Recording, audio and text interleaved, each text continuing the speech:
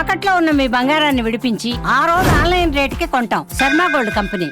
ఇక్కడ ఉన్నటువంటి ఆహ్వానితుల్లో chief guest ఒక్కొక్కళ్ళు ఒక్కొక్క రంగానికి సంబంధించిన వాళ్ళు, ఫైనాన్స్ రంగానికి సంబంధించిన వాళ్ళు, అలాగే మాజీ గవర్నర్ ఆర్బీఐ సుబ్బారావు గారు, అలాగే ఇతర ఫైనాన్స్ వ్యక్తులు, అలాగే ఆటోమొబైల్ దిగ్గజం మహేందర్ గారు, ఇంతమంది ఉండగా వీళ్ళల్లో చిరంజీవి ఏమిటి సినిమా వాడు అనే భావం మీకు ఉండొచ్చు.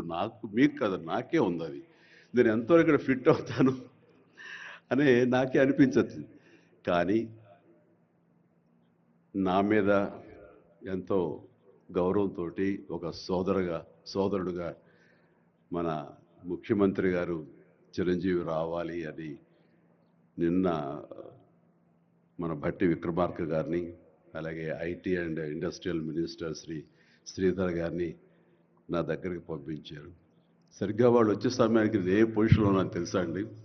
ఎవరో అమ్మాయితో డ్యాన్స్ చేస్తూ ఉన్నాను. చాలా ఇబ్బంది అనిపించింది అన్నపూర్ణ స్టూడియోలో. సో ఆ సమయంలో వాళ్ళిద్దరు కూర్చోబెట్టి షూటింగ్ ఆపేయంట్రా అని చెప్పి వారి ఇచ్చిన తర్వాత అంత ఆప్యాయంగా నన్ను ఆహ్వానిస్తుంటే, ఇంత గొప్ప సభకి, ఇలాంటి ఒక గొప్ప గ్లోబల్ సమ్మిట్కి, తెలంగాణ రైజింగ్ అంటూ ఒక గొప్ప ఇనిషియేషన్కి 2047 ఇది ఎట్లా ఉండాలి అనే ఆ ఊహ తన బ్రెయిన్ చైల్డ్ అయినటువంటి మన ముఖ్యమంత్రి గారు ఆహ్వానిస్తే అది చాలా ప్రివిలేజ్డ్గా ఫీల్ అయ్యాను, ఎంతో గౌరవంగా ఫీల్ అయ్యాను, ఎంతో ఆనందంగా ఉన్నాను. మీ అందరితో పాటు ఈరోజు ఇక్కడ నేను పార్టిసిపేట్ చేయడం అనేది నాకు దక్కిన గొప్ప అవకాశం, గొప్ప అదృష్టంగా నేను భావిస్తున్నాను. అయితే ఇక్కడ కేవలం చిరంజీవికి మాత్రమే ఇచ్చారు, అందుకే చిరంజీవిని ఆహ్వానించి ఇక్కడ కూర్చోబెట్టారు అని నేను అనుకోవటం లేదు.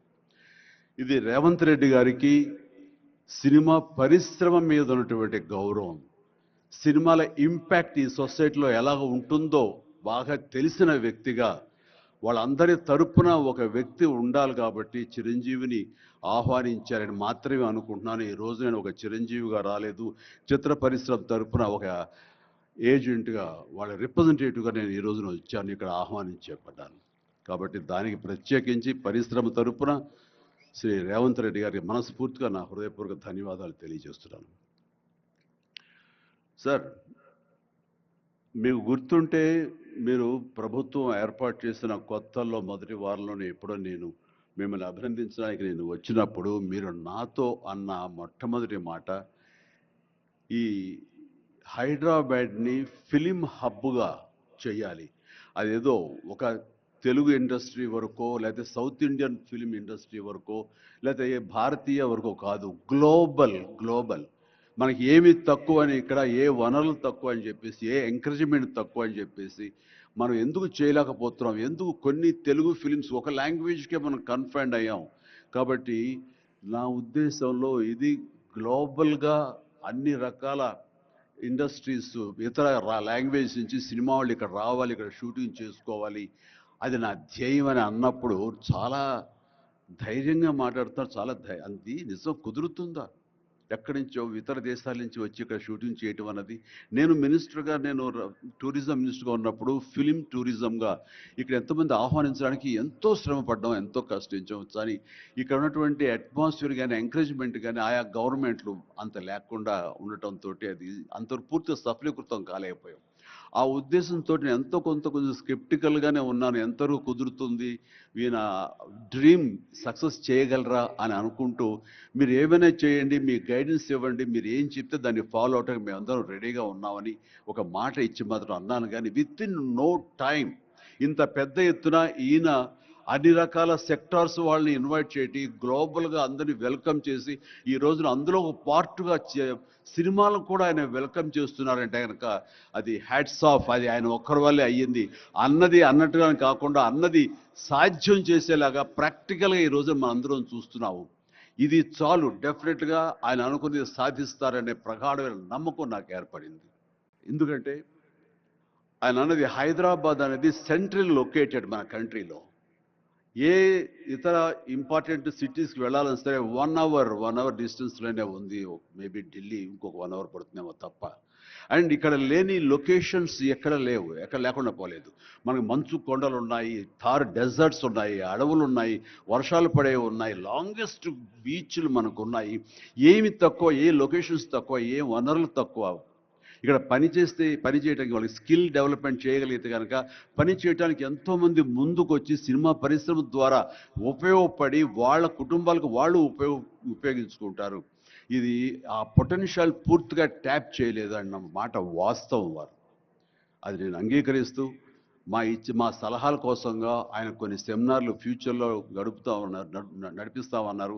ఇప్పుడు కూడా అలాంటి చిన్న చిన్న సెమినార్లు మా పెద్దల మధ్య, సినిమా పెద్దల మధ్య జరిగింది. అయితే ఇది కాంప్రహెన్సివ్గా, కన్సాలిడేట్గా జరిగేలాగా విత్ ఇన్ షార్ట్ టైం మేము అందరూ కూడా ముందుకు వస్తాము. ఇక్కడ ప్రపంచానికే ఇది అద్భుతమైనటువంటి సినిమా హబ్గా హైదరాబాద్ని చేయటంలో మేమందరం ముందుంటాము. అండ్ ఈ రోజున చూస్తే కనుక బాలీవుడ్ నుంచి సల్మాన్ ఖాన్, అజయ్ దేవ్గన్లు వచ్చి ఇక్కడ మేము స్మార్ట్ డిజిటల్గా కానీ అడ్వాన్స్డ్ ఫ్యూచరిస్టిక్ స్టూడియోస్ని మేము పెడతామని అంటాం అన్నది ఇది శుభారంభం. ఇదే ఇన్స్పిరేషన్గా నేను కానీ, నాగార్జున కానీ, వెంకటేష్ కానీ, ఇతర హీరోలు కానీ, ఇతర ప్రొడ్యూసర్స్, నిర్మాతలు ఎంతోమంది ఈరోజు ఇక్కడ ఉన్నారు ఈ సభ్యుకుల్లో. వాళ్ళందరూ కూడా ముందుకు వచ్చి చేయాలన్న ఒక కుతూహలం కానివ్వండి, అది పూర్తిగా ఛార్జ్ అయి ఉన్నారంటే ఎలాంటి అతిశయోక్తి లేదు. అండ్ ఈ రోజున ప్రపంచపరంగా చూస్తే సినిమా ప్రభావం ఎంత ఉంటుంది, ఈ సాఫ్ట్ పవర్ ఎంత ఉంటుందన్నది నేషనల్ వైడ్గా కూడా కేంద్ర ప్రభుత్వం కూడా వేవ్స్ అనేది ఒకటి ప్రారంభించి అందులో మమ్మల్ని అందరూ కూడా పార్ట్ చేశారు. అంటే ఎకనామికల్గా అది ఎంత పవర్ ఇస్తుంది, మన కంట్రీ జీడిపికి ఎంత కంట్రిబ్యూట్ చేస్తుందో అనడానికి బాగా వాళ్ళందరికీ తెలిసిన వాళ్ళు కాబట్టి సినిమా మీద అంత దృష్టి పెట్టారు. సినిమాని కేవలం పేరు తీసుకురావడమే కాకుండా ఎంతో కంట్రిబ్యూట్ చేస్తుంది, ఎంతోమందికి ఎంప్లాయ్మెంట్ జనరేట్ చేస్తుంది, ఎంతోమందికి ఉపాధి కల్పిస్తుంది. అంటే ఉదాహరణకి కొరియా తీసుకుంటే కనుక కొరియాలో బిగినింగ్ ఇనీషియల్గా వాళ్ళందరూ యూత్ అనేవాళ్ళు నైట్ ఈవినింగ్ అయ్యేసరికి చాలా పక్కదారులు పడుతున్నారు, కొన్ని వ్యసనాలకి లోనవుతున్నారు.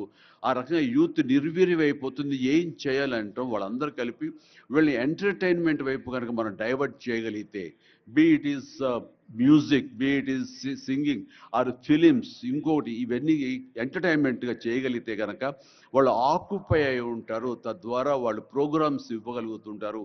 వాళ్ళందరూ నిష్ణాతులయ్యి వాళ్ళ ఫ్యామిలీకి వాళ్ళు బాసటగా ఉంటారు. తద్వారా వాళ్ళ నుంచి జనరేట్ అయ్యి ఎంతో కొంత వాళ్ళు క్రైమ్ వైపు వెళ్లకుండా ఉంటారు. ఆ రకంగా క్రైమ్ రేట్ తగ్గించుకోవచ్చు అనే భావంతో కొరియన్ గవర్నమెంట్ స్టార్ట్ చేసింది. కానీ ఈ రోజున ప్రపంచపరంగా Korea K pop, K drama, K music అంటూ కొరియన్ వాళ్ళ ఎకానమీ, వాళ్ళ జీడిపికి ఎంతో కొంత కంట్రిబ్యూట్ చేస్తుంది. ఎన్నో బిలియన్స్ ఆఫ్ డాలర్స్ కంట్రిబ్యూట్ చేస్తుంది ఈ యొక్క సాఫ్ట్ పవర్ మ్యూజిక్ అన్నది. అలాగే జపాన్ కూడా యానిమే అని చెప్పేసి వాళ్ళు కూడా వాళ్ళ సాఫ్ట్వేర్, వాళ్ళ ఎంటర్టైన్మెంట్ సంబంధించి ఈ ఎంటర్టైన్మెంట్ యానిమేటెడ్ ఫిలిమ్స్ కూడా ఎంతో కొంత కంట్రిబ్యూట్ చేస్తుంది. అలాగా మీరు ఈ సినిమా ఇండస్ట్రీ మీద, సినిమా పరిశ్రమ మీద ఆల్ ఇండియా లెవెల్లోనూ, ఇంటర్నేషనల్ లెవెల్లోనూ ఇక్కడ కనుక వెల్కమ్ చేయగలిగి వాళ్ళకి కావాల్సిన ఇన్ఫ్రాస్ట్రక్చర్ కనుక మీరు ఇక్కడ ప్రొవైడ్ చేయగలిగితే, చేస్తానికి మీరు ప్రిపేర్ అయి ఉన్నారు, చేయగలిగితే కాదు చేస్తున్నారు. దానికి మా నుంచి పార్టిసిపేషన్ కావాలి. ఉదాహరణకి బట్టి గారు నిన్న అన్నారు, సో మనకు ముఖ్యమంత్రి గారు మీ అందరికీ కూడాను ఇక్కడ ఏమి కావాలి, ఎలాంటి ఇన్ఫ్రాస్ట్రక్చర్ కావాలి, ఏ రకమైన వసతులు ఏర్పాటు చేయాలి అని చెప్పండి అన్నప్పుడు నాకు వెంటనే స్పాంటైనియస్గా తోచింది, నేను వారితో పార్టిసిపేట్ చేస్తాను. ఇక్కడ స్కిల్ డెవలప్మెంట్ కోసంగా మనకు కొన్ని ఇన్స్టిట్యూషన్స్ పెట్టాలి. అది డ్రైవర్ల దగ్గర నుంచి, మేకప్ మెన్ల దగ్గర నుంచి, కాస్ట్యూమర్స్ దగ్గర నుంచి, ఒక ఎడిటింగ్ దగ్గర నుంచి, సౌండ్ సిస్టమ్ దగ్గర నుంచి, కెమెరామెన్లు, డిఓపీలు అండ్ యాక్టింగ్ సంబంధించిన స్కిల్స్ కానివ్వండి, అలాగే డైరెక్షన్ కానివ్వండి, వాట్ నాట్ ఎన్నో ఈ ఇండస్ట్రీలో ఎన్నో శాఖలు ఉన్నాయి. ఆ శాఖల్లో ఎంతోమంది ఎంతూజియాస్టిక్ కుర్రవాళ్ళు ఉన్నారు. వాళ్ళు చదువు ఒక మాదిరి చదివాను సరే, ఆ చదువు ఏం తెచ్చి పెడుతుంది అనుకుంటే కనుక ఈ రోజున గొప్ప గొప్ప డైరెక్టర్స్ ఉన్నారు. ఈ రోజున ఇంటర్నేషనల్ లెవెల్కి మన సినిమాని తీసుకొస్తున్న డైరెక్టర్ వాళ్ళందరూ డిగ్రీ కూడా చదవలేదు. సో చదువు ఇది ఇంపార్టెంట్ కాదు, మీకున్న ఇంట్రెస్ట్ ఇంపార్టెంట్. ఆ ఇచ్చేటువంటి గవర్నమెంట్ ఆఫ్ తెలంగాణ ఈ రోజున మనకి ఇస్తున్న ఈ అవకాశాలను సద్వినియోగం పరుచుకుని మీరందరూ కనుక రాగలిగి ముందుకు వచ్చి ఈ యొక్క ఇన్ఫ్రాస్ట్రక్చర్ సంబంధించి వీళ్ళు ఇచ్చిన ఫెసిలిటీస్ని వినియోగించుకుంటూ స్కిల్ డెవలప్మెంట్ ముందు చేసుకోగలిగితే కనుక మీరు ఎక్కడికి వెళ్ళినా సరే వాళ్ళు ఎంతోమంది వెబ్ సిరీస్ తీస్తున్నారు, అలాగే టీవీ సీరియల్స్ తీస్తున్నారు, సినిమాలు తీస్తున్నారు, పెద్ద సినిమాలు తీస్తున్నారు, చిన్నవి తీస్తున్నారు. అలాగే ఈ రోజున కేవలం స్క్రీన్ మీదే కాకుండా మొబైల్కి సంబంధించినటువంటి సినిమాలు కూడా చాలామంది తీయటానికి రేటు సమాయత్తం అవుతున్నారు. ఇది ఫ్లిప్ అని ఇంటర్నేషనల్గా వస్తుంది. ఇప్పుడే మహేంద్ర గారు నాతో మాట్లాడుతూ ఈ వర్టికల్ సంబంధించిన ఫిలిమ్స్ 3 minutes నిడివి అయితే 10 minutes మ్యాక్సిమం 10 minutes నిడివి ఉన్నటువంటి సినిమాలు మనం చేయగలిగితే అది ప్రతి వాళ్ళ చేతుల్లో ఉండి అది వాళ్ళందరూ ఎంటర్టైన్ చేయగలుగుతుంది. దానివల్ల ఎంతో ఎకానమీ మనం డెవలప్ చేయొచ్చు, ఎంతోమందికి ఉద్యోగ అవకాశాలు ఇవ్వచ్చు. నేను దాన్ని ఇనిషియేట్ చేస్తానంటూ మహేంద్ర గారు చెప్తూ వచ్చారు. సో ఇవన్నీ కూడా ఇది సాదాసీదాటువంటి కాదు. సినిమా ఏదో ఆడుతుంది, 2 రోజులు డబ్బులు తెచ్చి పెడుతుంది, వాళ్ళు ఏదో మిగుల్చుకుంటారు కోట్లు అంటే తేలిగ్గా చూడదు. దీని వెనకాల చూస్తే కనుక లక్షలాది మంది యూత్ ఈ అవకాశాన్ని సద్వినియోగపరుచుకుని అభివృద్ధిలోకి రావచ్చు, పేరు ప్రఖ్యాతులు సంపాదించవచ్చు. తద్వారా ఇన్ రిటర్న్ మీరు కూడా ఈ కంట్రీకి, మన తెలంగాణకి మీరు ఎంతో కొంత ఎకనామికల్గా మన గ్రోత్ అవడానికి ఆర్థికంగా కూడా మీ సపోర్టు లభిస్తుంది. ఇది మ్యూచువల్లీ రిసిప్రోకల్. కాబట్టి ఈ రోజున ఇక్కడ స్టూడియోకి స్థలాలు ఇస్తామంటున్నారు. స్కిల్ డెవలప్మెంట్కి కావాల్సిన క్లాసెస్ కావాల్సిన ఫ్యాకల్టీస్ కనుక అధ్యాపకులు మనం తెచ్చుకుంటే వాళ్ళ ద్వారా ఎంతోమంది ట్రైనింగ్ ఇచ్చిన వాళ్ళం అవుతాము. ఇది సద్వినియోగపరచుకోండి. దీని మీద మన ఇండస్ట్రీలో పెద్దలు కూడా సీరియస్గా ఆలోచించండి.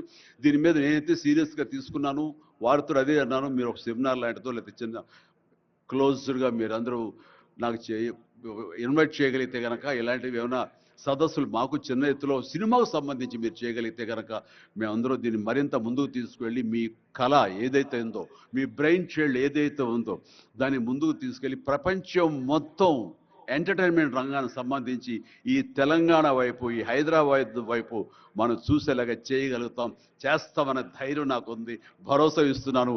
నా వంతు కృషి నేను చేస్తాను. నా ఈ అవకాశం ఇచ్చినందుకు ధన్యవాదాలు మా ముఖ్యమంత్రి గారికి, అలాగే ప్రతి ఒక్కరికి నా హృదయపూర్వక ధన్యవాదాలు మరొకసారి తెలియజేస్తున్నాను, ముగిస్తున్నాను. జై తెలంగాణ, జై హింద్.